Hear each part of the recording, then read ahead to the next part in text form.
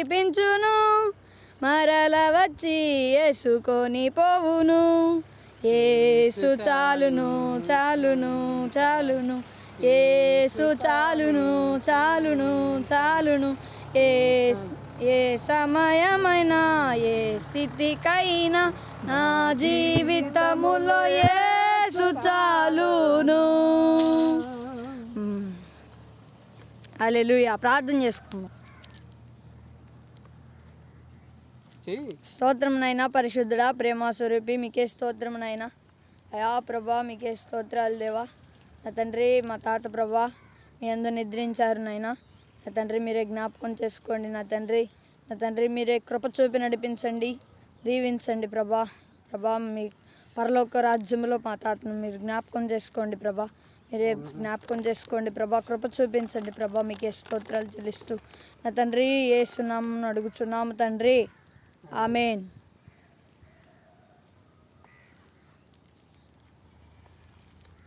Okay, ఇప్పుడైతే మరి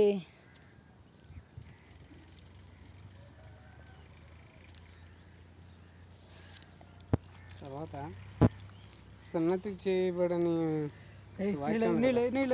సున్నం కొట్టాలి. ఎందుకంటే మరి దేవుడు చెప్పాడు కదా, సున్నం కొట్టిన సమాధుల్లాగా మీరు ఉండకుండా, సున్నం కొట్టిన సమాధుల్లాగా మీరు ఉండకుండా మరి దేవుణ్ణి నిత్యం స్తుతులు చెల్లిస్తూ ఆరాధన చేయాలని దేవుడు చెప్పాడు కదా. మన్ను దేవుని స్తుతించదు, మనుషులే దేవుని స్తుతించుతారు. మన్ను నీ నామాన్ని స్తుతించునా, అది నీ సత్యమును గూర్చి వివరించునా అని కీర్తనాకారుడు అన్నట్లుగా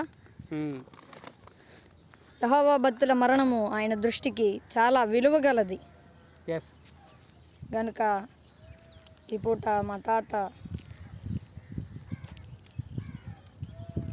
తాతను దేవుడు జ్ఞాపకం చేసుకొనుగాక.